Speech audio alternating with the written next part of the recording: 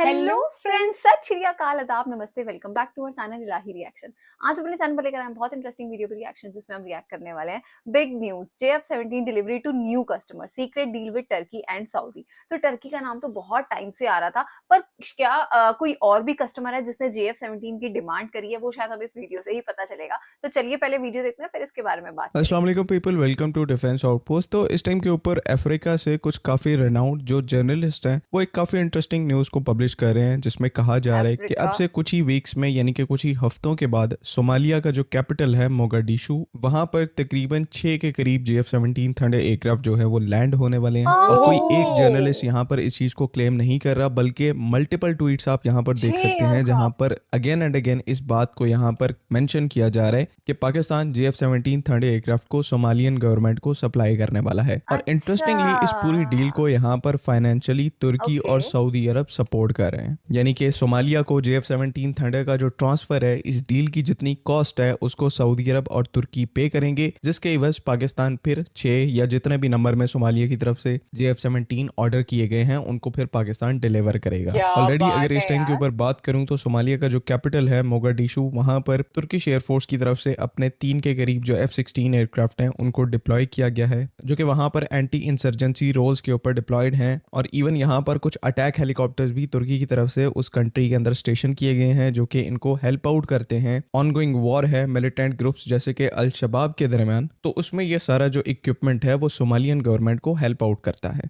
Because इसके पीछे क्या वजह है कि कोई फॉरेन एंटिटी आकर इन्हें एंटी इंसर्जेंसी ऑपरेशंस में हेल्प आउट करी है, बिकॉज इस टाइम के ऊपर सोमालिया की जो मिलिट्री है उसकी इतनी कैपेबिलिटी नहीं है कि वो एंटी इंसर्जेंसी वॉर्स को सस्टेन कर पाए। स्पेशली जो इनकी एयरफोर्स है सोमालियन एयरफोर्स, उसमें कोई क्रेडिबल अटैक प्लेटफॉर्म मौजूद ही नहीं है। सबसे जो नोटेबल प्लेटफॉर्म उनके पास अवेलेबल है वो MiG-29 का एक ओल्डर वेरिएंट है, जिसको ये 20-30 के नंबर्स में यूज करते हैं। उसके अलावा कोई क्रेडिबल प्लेटफॉर्म इनकी सर्विस में मौजूद नहीं है। और अब यही उनको वजह है कि इस टाइम के JF-17 ऊपर मिलने वाला। इनिशियली तो तुर्की अपने एसेट्स के साथ इन्हें सपोर्ट कर रहा है, लेकिन लॉन्ग टर्म के लिए इनकी एयरफोर्स के लिए एक प्लेटफॉर्म देखा जा रहा था जो कि कॉस्ट यार वो भी इफेक्टिव भी एक हो, साथ air 6 to ground aircraft, strike ये ऑपरेशंस तो को थोड़ा अच्छे सा तरीके से अनएक्सपेक्टेड परफॉर्म चीज कर है। पाए, प्रिसीजन स्ट्राइक की कैपेबिलिटी हो। तो ऐसे में हो सकता है पाकिस्तान की तरफ से यहाँ पर JF-17 थंडर ब्लॉक 1 या फिर ब्लॉक 2 को पिच किया गया हो, और इसी वजह से ये सारी डील जो है वो कंक्लूड हुई है। और अब से कुछ ही टाइम के अंदर सोमालिया के अंदर मोगाडिशु जो है इनका कैपिटल, वहां पर JF-17 थंडर लैंड होने वाले हैं। नाउ पाकिस्तान से या फिर पाकिस्तान एयरफोर्स से ऑफिशियली इस पूरी सिचुएशन पर कोई अपडेट नहीं आई।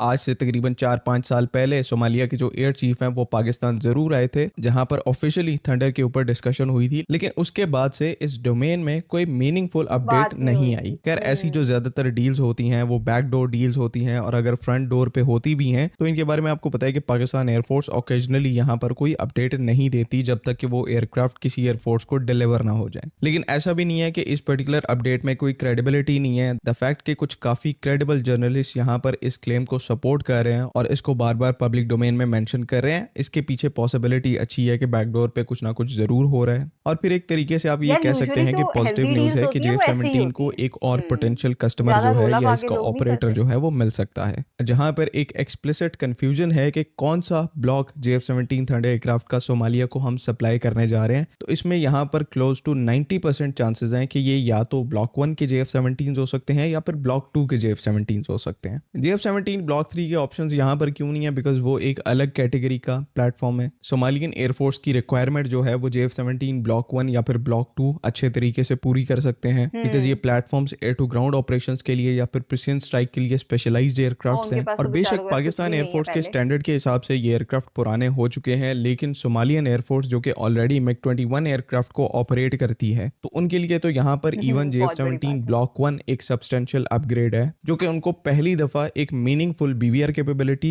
प्लस एयर टू ग्राउंड या फिर प्रिसीजन स्ट्राइक कैपेबिलिटी प्रोवाइड करेगा। तो ये भी उनके लिए एक बहुत बड़ा बूस्ट है। ये सच सिर्फ में। इस टाइम के ऊपर जो वर्ल्ड क्लास और मॉडर्न एयरफोर्सेज हैं उनके कॉन्टेक्स्ट में ये JF-17 ब्लॉक 1 और ब्लॉक 2 जैसे एयरक्राफ्ट जो है वो थोड़े से पुराने हो चुके हैं, आउटडेटेड टेक्नोलॉजीज के साथ आते हैं, बिकॉज उनका प्रोग्रेस लेवल बहुत तेज है। अब इस टाइम के ऊपर पाकिस्तान एयरफोर्स की बात करें तो हम फ्यूचर में मिनिमम वो एयरक्राफ्ट अपनी सर्विस में एक्सेप्ट करेंगे जो कि AESA रेडार के साथ आएगा। तो हमारे लिए JF-17 ब्लॉक 1 और ब्लॉक 2 की रेलेवेंस बेशक कम हो रही हो, लेकिन जो सोमालिया जैसी कंट्रीज हैं, ये जो थर्ड वर्ल्ड कंट्रीज हैं जो कि अभी मॉडर्न एरा के अंदर स्टेप कर रही हैं, इनके लिए ब्लॉक 1 और ब्लॉक 2 जैसे एयरक्राफ्ट जो हैं वो आप नेक्स्ट जनरेशनल अपग्रेड्स के तौर पर इनको कह सकते हैं। हैं। तो मोरलेस इस चीज़ के यहाँ पर कंफर्म चांसेस हैं कि पाकिस्तान अगर सोमालिया को JF-17 ट्रांसफर करता है तो वो फिर JF-17 ब्लॉक 1 या फिर ब्लॉक 2 के एयरक्राफ्ट होंगे। एंड बिकॉज हम यहाँ पर ब्लॉक 1 या फिर ब्लॉक 2 के जो एयरक्राफ्ट हैं उनको करेंटली मैन्युफैक्चर नहीं कर रहे, हमारी जो प्रोडक्शन लाइन है सिर्फ ब्लॉक 3 के ऊपर फोकस्ड है, तो जो ब्लॉक 1 या फिर ब्लॉक 2 के एयरक्राफ्ट हमने सोमालिया को ट्रांसफर करने हैं वो हमारी अपनी फ्लीट में से जाएंगे, मतलब कि सेकंड हैंड एयरक्राफ्ट होंगे जो हमारे अपने स्क्वाड्रन में से जाएंगे, जो कि कंसर्निंग न्यूज के बजाय एक्चुअल में एक काफी ज्यादा गुड न्यूज है कि हम अपनी फ्लीट से ओल्डर JF-17 को सेल करके उनकी जगह पर नए और एडवांस्ड JF-17 ब्लॉक 3 के लिए जगह बना सकते हैं। तो जितने ओल्डर वेरिएंट्स के JF-17 थर्ड वर्ल्ड कंट्रीज को जिस तरह के सोमालिया है उनको सेल किए जाएंगे, तो उनकी जगह यहाँ पर पाकिस्तान एयरफोर्स में JF-17 ब्लॉक 3 लेंगे। एटलीस्ट यहाँ पर ये एक पॉसिबल प्लान हो सकता है पाकिस्तान एयरफोर्स का। बाकी जो JF-17 रह जाएंगे उनको तो वैसे ही सबको पता है कि OCU अपग्रेड मिलना ही है, जिसमें वो JF-17 ब्लॉक 3 का जो कैपेबिलिटी लेवल है उसके क्लोज आ पाएंगे। बाकी लेट्स होप के जिस तरह अभी क्रेडिबल रिपोर्ट्स आ रही हैं, होपफुली फ्यूचर में पाकिस्तान एयरफोर्स की तरफ से ऑफिशियली इस चीज़ की कंफर्मेशन की जाए और सब्सिक्वेंटली फिर उस पूरे रीजन के अंदर JF-17 का जो पोर्टफोलियो है वो और ज़्यादा इंक्रीज हो। आज के लिए बस इतना ही। आई होप कि तमाम चीज़ें यहाँ पर क्लियर हैं। अगली वीडियो तक के लिए अल्लाह हाफ़िज़।